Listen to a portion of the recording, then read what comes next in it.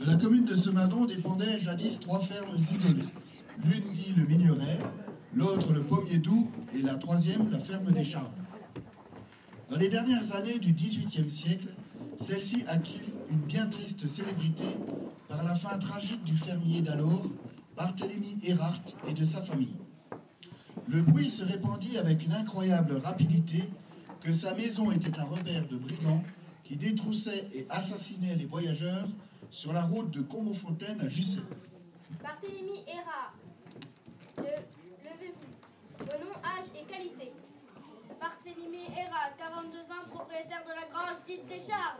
Vous comparaissez depuis 5 jours pour brigandage et meurtre sur la route de Combeaufontaine à Jussey. Faites entrer le 10e témoin. Votre nom, âge et qualité. Manon Concoyote, 32 ans, fromagère à Semadon. Donnez votre témoignage sur l'affaire. J'ai vu plusieurs voyageurs aller à sa ferme et ne jamais en ressortir. C'est louche. Il est très violent et aime faire peur à mes chèvres en passant devant chez moi. Barthélemy, qu'avez-vous à répondre à cela? Elle ment! Tout ça, c'est des histoires pour prendre ma ferme! Faites entrer le 11e témoin.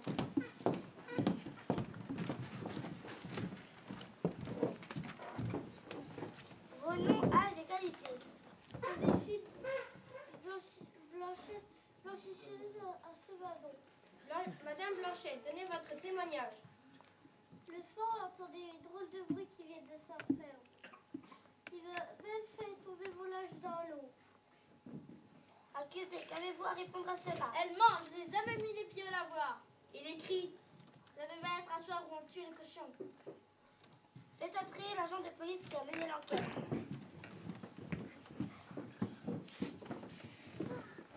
Silence dans la salle!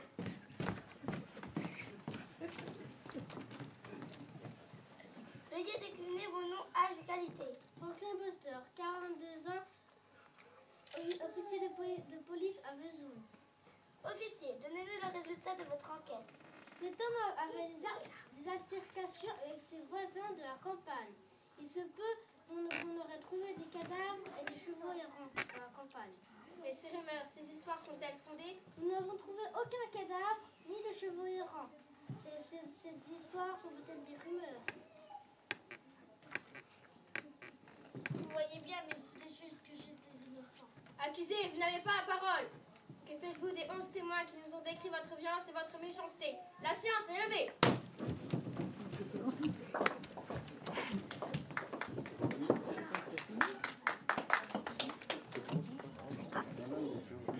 La cour, levez-vous.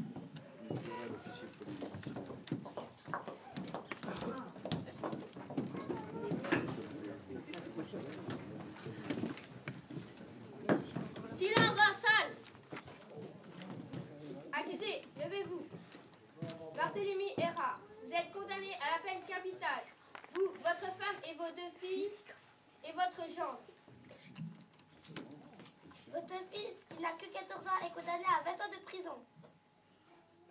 Emmenez-le. Ainsi, après une longue instruction au tribunal de Vesoul, les époux Erhardt, 2 de leurs filles et leurs gendres furent, à l'issue des débats, qui durèrent près de 15 jours, condamnés à la peine capitale le 22 avril 1798 et exécutés quelques jours après sur la place publique de Vesoul.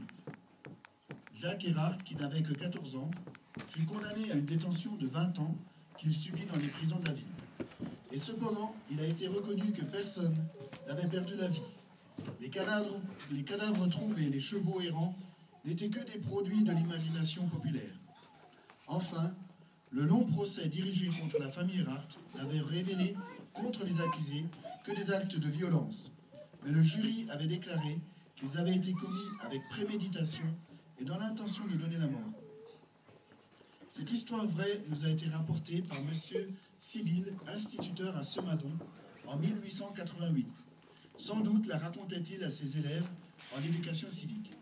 Car ce récit digne d'une légende devrait nous inciter à ne pas porter de fausses accusations, car si la peine de mort est abolie de nos jours et la justice plus clémente, les médisances et les ragots tuent encore.